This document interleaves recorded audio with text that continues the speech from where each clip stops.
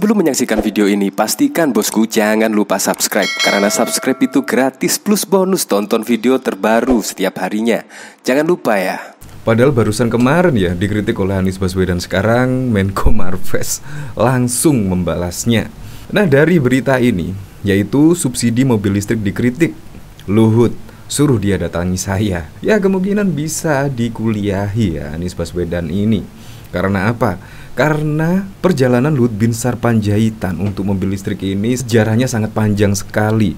Mulai dari ketemu Elon Musk, wah itu juga banyak yang nyinyiri dan baba macem-macem. Dan bahkan sampai hari ini ketika banyak investasi masuk, investor mobil listrik masuk, termasuk membuat kendaraan mobil listrik di Indonesia dan bahkan juga membuat pabrik baterai listrik di Indonesia, tetapi sekarang ini malah dinyinyiri. Menurut saya sangat bagus sekali loh prospek ini, karena memang kendaraan listrik adalah kendaraan masa depan lah.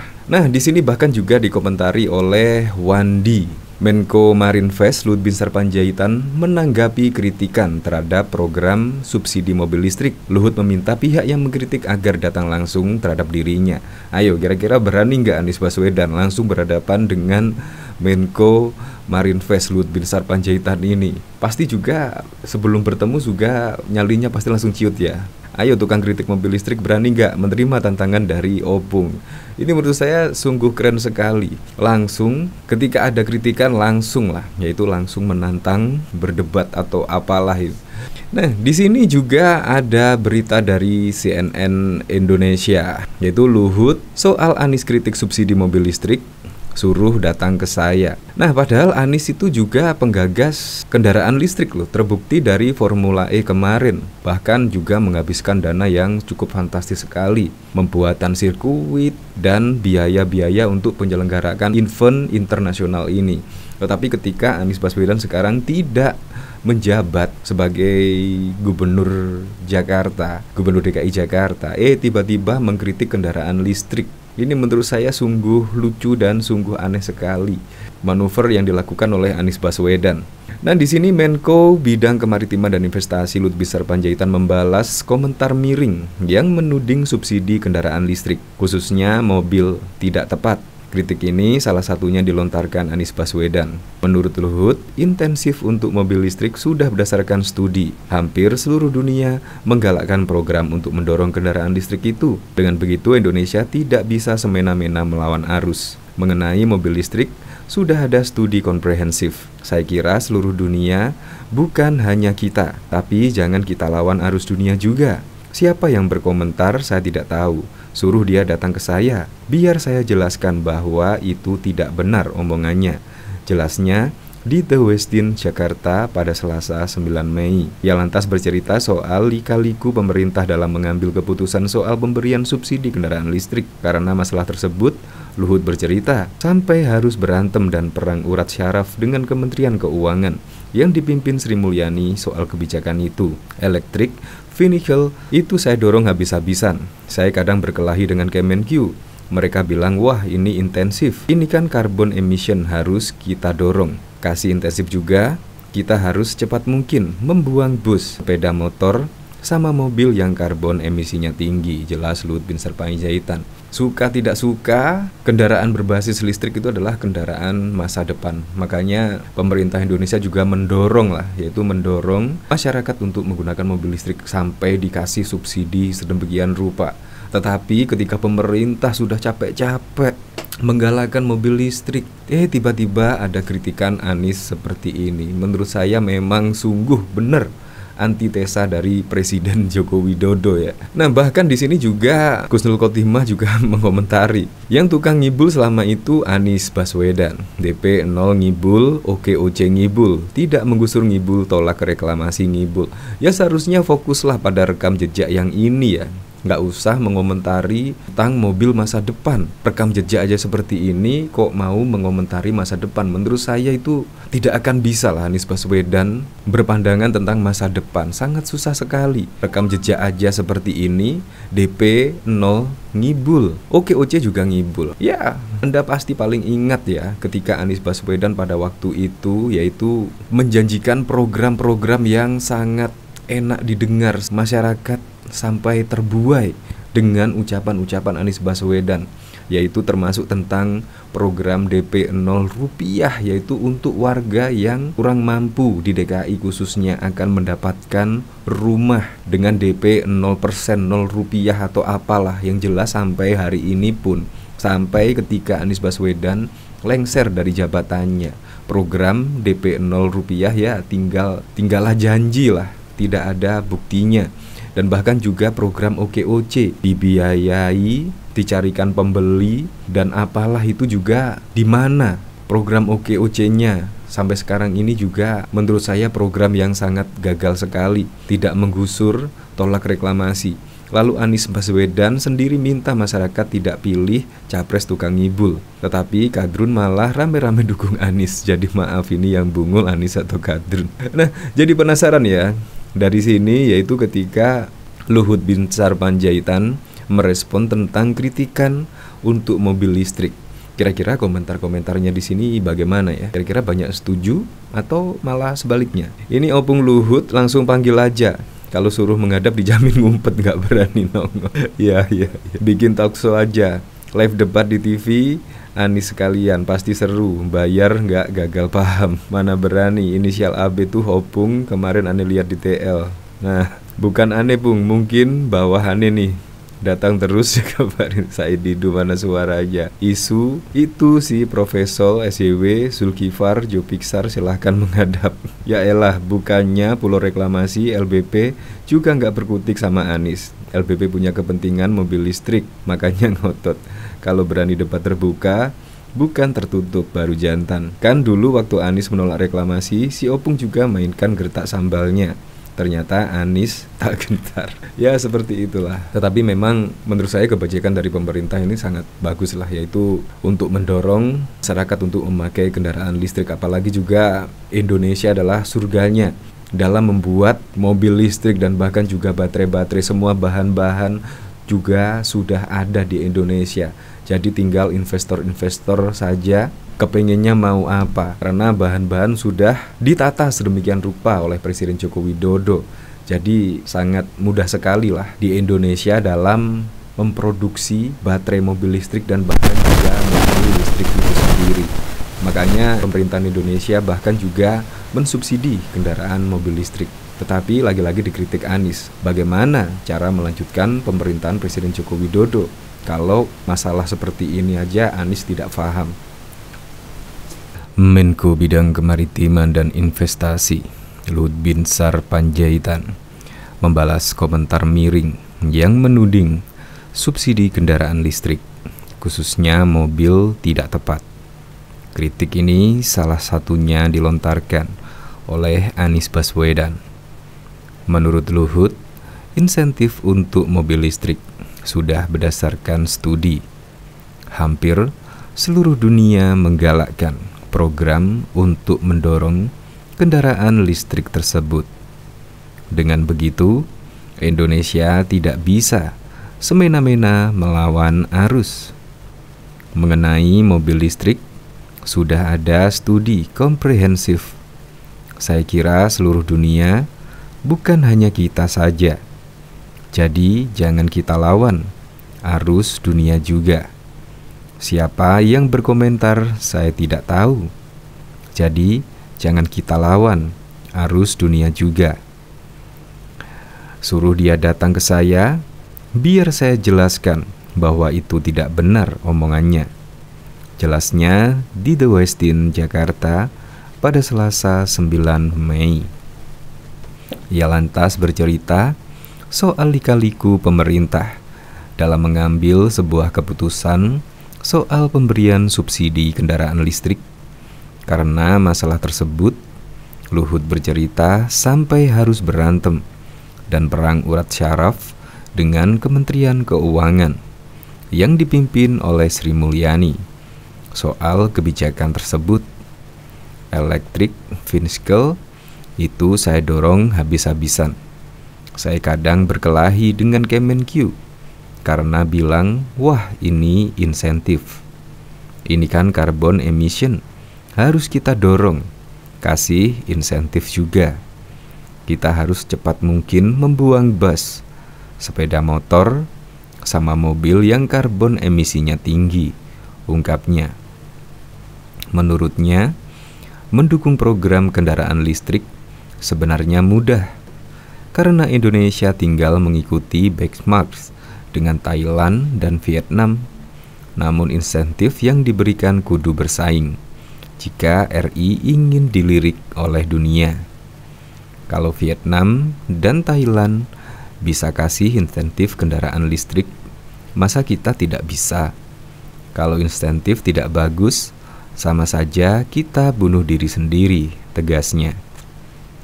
Sebelumnya, kritik datang dari bakal calon presiden 2024 Anies Baswedan. Ia menyebut solusi menghadapi masalah lingkungan hidup adalah soal polusi udara, bukanlah subsidi mobil listrik. Menurut Anies, keistimewaan berupa subsidi dan intensif bukan solusi menyelesaikan permasalahan lingkungan dan meningkatkan penjualan kendaraan listrik. Bahkan, insentif diklaim banyak diserap masyarakat berkocek tebal. Solusi menghadapi masalah lingkungan hidup, apalagi soal polusi udara, bukan terletak di dalam subsidi untuk mobil listrik, yang pemilik mobil listriknya adalah mereka-mereka yang tidak membutuhkan subsidi, ujar Anies dalam acara deklarasi Relawan Amanat Indonesia di GBK Senayan, Jakarta pada Minggu 7 Mei 2023. Bahkan diketahui kritikan Anies Baswedan soal subsidi mobil listrik dari pemerintah menuai pro dan kontra. Di sisi lain, Anies juga pernah memberikan keistimewaan buat mobil listrik di ibu kota Jakarta. Anies Baswedan melontarkan kritik terhadap subsidi mobil listrik yang diberikan pemerintah di tanah air. Menurut mantan Gubernur DKI Jakarta itu, subsidi mobil listrik tidak menjadi solusi untuk mengurangi polusi udara. Ditambah lagi, kebijakan tersebut tidak tepat sasaran. Anies menilai konsumen mobil listrik kebanyakan berasal dari kalangan yang justru tidak membutuhkan subsidi. Tidak cuma itu saja, bakal calon presiden baca pres 2024 itu juga menyebut subsidi mobil listrik justru menambah kemacetan. Pengalaman kami di Jakarta, kendaraan pribadi berbasis listrik. Dia tidak akan menggantikan mobil yang ada di garasinya. Dia justru akan menambah jumlah mobil di jalanan, menambah kemacetan di jalanan, ungkap Anies Baswedan. Kita mengarahkan agar sumber daya yang dimiliki negara diberikan melalui sektor-sektor yang memberikan manfaat nyata bagi masyarakat banyak, bukan semata-mata untuk mendapatkan perhatian dalam percakapan, apalagi percakapan sosial media, sambung dia. Di sisi lain, Anies pernah memberikan keistimewaan bagi mobil listrik di Jakarta. Keistimewaan yang dimaksud antara lain menghapus pajak bea balik nama kendaraan bermotor berbasis listrik, baik roda 2 maupun roda 4, sebagaimana tertuang dalam Peraturan Gubernur DKI Jakarta Nomor 3 Tahun 2020 tentang insentif bea balik nama kendaraan atas kendaraan bermotor listrik berbasis baterai untuk transportasi jalan. Dijelaskan dalam pasal 2 ayat 2 terhadap objek pajak sebagaimana dimaksud pada ayat 1, diberikan insentif tidak dikenakan pajak bea balik nama kendaraan bermotor. Aturan itu diteken Anies pada 3 Januari 2020 dan berlaku sampai dengan 31 Desember 2024. Keistimewaan lainnya adalah kendaraan listrik bebas ganjil genap, seperti diatur dalam Pergub Nomor 88 Tahun 2019 tentang perubahan atas Peraturan Gubernur Nomor 155 Tahun 2018 tentang pembatasan lalu lintas dengan sistem ganjil genap. Dalam pasal 4, kendaraan yang digerakkan dengan motor listrik termasuk dalam salah satu yang bebas ganjil genap. Pergub itu diteken Anies pada 6 Desember 2019 yang lalu. Bahkan diketahui pada tahun lalu Gubernur DKI Jakarta Anies Rashid Baswedan mengajak para pembalap Formula E berdiskusi soal beberapa isu, di antaranya terkait transportasi, kendaraan ramah lingkungan, dan juga perubahan iklim menjelang balapan di sirkuit Ancol, Jakarta Utara pada Sabtu 4 Juni. Kami ngobrol panjang dari soal Jakarta, soal transportasi, soal tantangan perubahan iklim, sampai soal usaha memperbanyak kendaraan yang ramah lingkungan, kata Anies melalui akun Instagram Anies Baswedan dikutip di Jakarta pada Kamis 2 Juni yang lalu. Adapun topik yang dibahas tersebut sejalan dengan perhelatan balap mobil yang bertenaga listrik, bahan bakar yang lebih ramah lingkungan. Anies juga mengajak para pembalap itu untuk santap malam yang santai. Senang bisa ngobrol leluasa dengan para pembalap itu. Dari ngobrol-ngobrol dengan mereka semalam, makin mengonfirmasi bahwa mengemudikan mobil Formula E itu lebih rumit dibandingkan Formula 1 karena harus memperhitungkan energi baterai, kata mantan Menteri Pendidikan dan Kebudayaan Mendikbud tersebut. Total ada 22 pembalap dari 11 tim yang akan berlaga di sirkuit Ancol. Anies mengatakan tim peserta Formula E berasal dari berbagai negara yakni Jerman, Inggris, Prancis, Monaco, Amerika Serikat, India hingga Cina. Beberapa pembalap Formula E ada yang merupakan jebolan Formula 1, antara lain Stoffel, Vandoorne, Pascal, hingga Sebastian, ucap Anies. Adapun jadwal balapan Formula E berdasarkan jadwal dari Federasi Otomotif Internasional Formula E melalui laman via formulae.com. Semua sesi dipadatkan dalam satu hari, yakni pada Sabtu. Agenda pertama dimulai latihan bebas 2 kali, yakni dijadwalkan pukul 7.15 dan 9.00. Kemudian sesi kualifikasi pada pukul 10.40 sampai 11.55 dan balapan puncak dijadwalkan pukul 15 sampai 14. Sirkuit Formula E Jakarta berada dalam kawasan Taman Impian Jaya Ancol dengan panjang lintasan 2,4 km dan memiliki 18 lingkungan. Gubernur DKI Jakarta Anies Baswedan mengatakan balap mobil listrik Formula E akan menjadi momen bersejarah bagi Jakarta. Menurut dia, momentum ini menjadi penanda ibu kota ikut turut berperan dalam upaya mengatasi perubahan iklim atau climate change.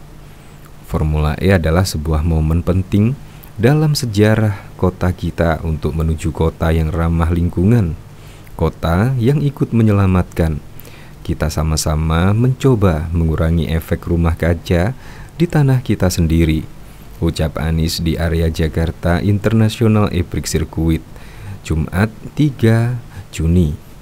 Anies berujar Jakarta punya target menurunkan emisi karbon sebanyak 30% pada 2030 mendatang.